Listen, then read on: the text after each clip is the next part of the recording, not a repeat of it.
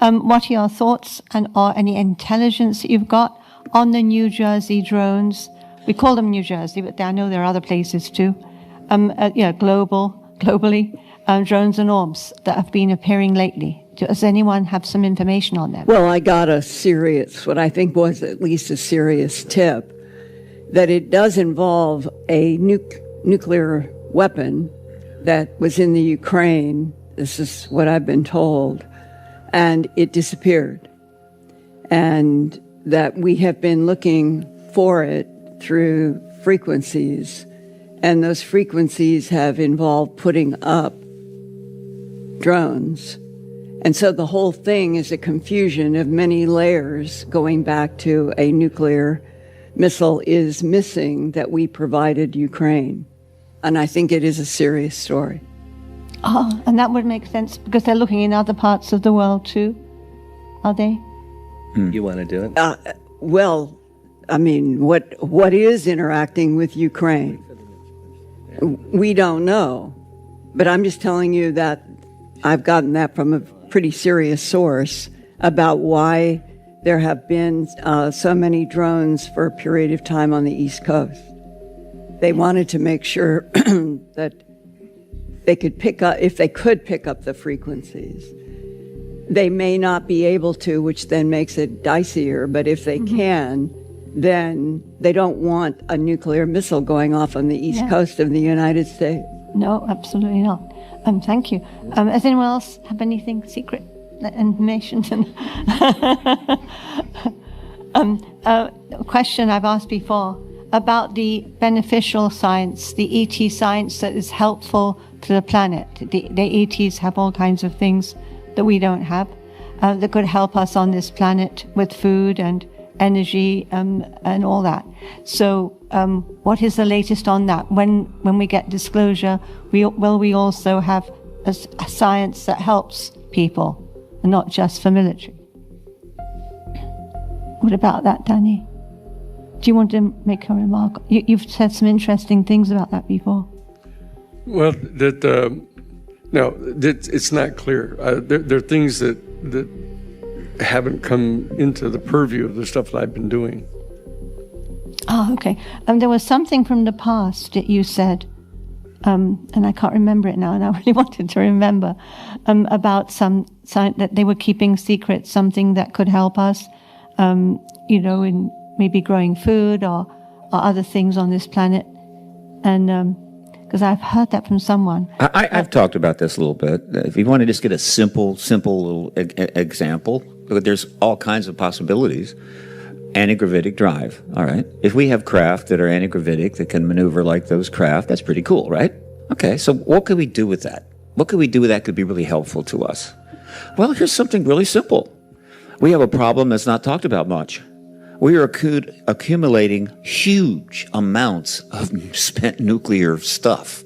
We're storing it underground. We're storing it in barrels. It's all over the place. It's a major problem you don't hear much about, and we're continuing to do it, and we can't get rid of it.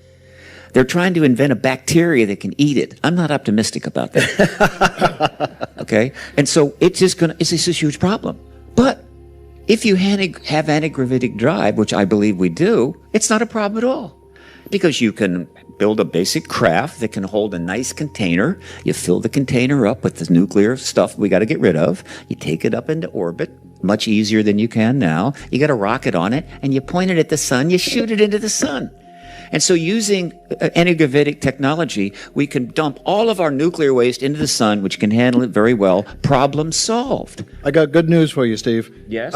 Next-gen molten salt nuclear reactors can use spent nuclear radioactive waste, which has a lot of energy potential still in it, as fuel, and reduce the half-life from thousands of years to hundreds of years and the mass by about 95%. Wow. So that's actually, and it's Homer Simpson safe. These nuclear plants cannot melt down. So it's actually the most energy or environmentally friendly technology we have. To the question about will they give us technology, and it's a double-edged sword. The Wright brothers were convinced that aviation would lead to the end of warfare because you could see what the enemies are doing. Oh, there's that, yeah. They didn't think about us dropping things on the enemy. So all technologies are agnostic. They can be used for good and bad. And if you are another civilization from another planet or another dimension, you're going to think twice about what will we do with that technology. Will we use it for good and or bad? Will governments hog control of that? You'd have to be very gentle with how you divulge information or give technology to us, because we have a history of not being altogether responsible with our toys. Well, and I could say that, we've had discussions about this as a team of these various things, and you can even just go something as simple as, just learning how to better create superconductors. And you say, well, what does that do? Well, that transfers energy without any loss. And just bringing it down to everyday life, right now to do that takes a lot of energy. You have to cool it, and there's a lot that goes into that.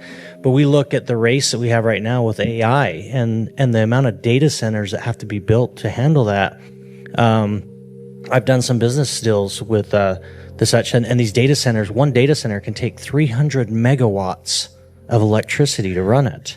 I mean, that's more than the Hoover Dam produces, I believe. And so we're talking about huge amounts, and most of that energy is spent cooling the servers. So you get a superconductor, you get the technology that helps us better understand even just something as simple as a transfer of energy.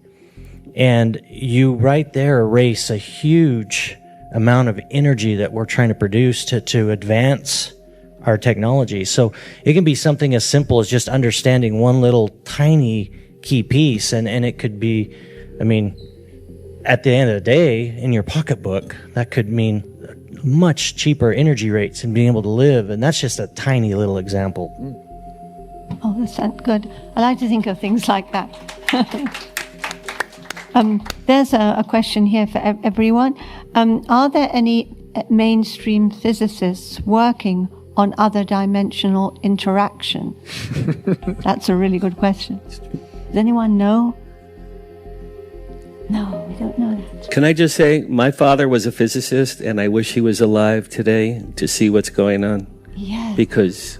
And I also wish I could ask him what he did for a living, because I know he was involved with reverse engineering. But he was my father was a physicist.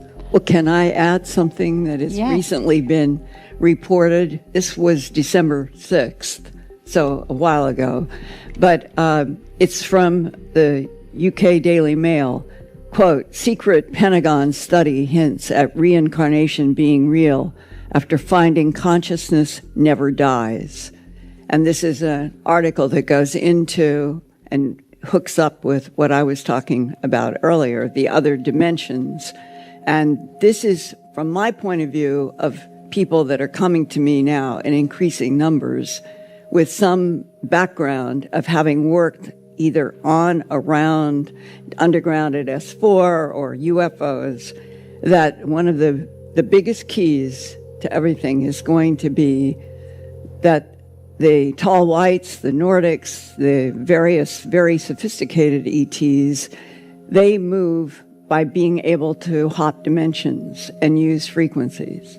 And that in that physics, the science of propulsion of advanced technologies is also a keyhole looking into, and I'm just going to say this not to offend anyone, that souls are a key to the greatest interest of some of the extraterrestrials, and that in their interest and study of the soul plasma of not only us, but a lot of beings, you are automatically in the area of at least 12-dimensional frequencies. And if we are in the third, at least it's a name we've given it, that frequency is different from 2 and 4 and 5. the non-humans use other dimensional frequencies for everything they do to move.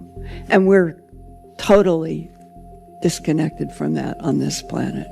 So will the next big revelation be that our souls are extremely real and are related to this power of reincarnation?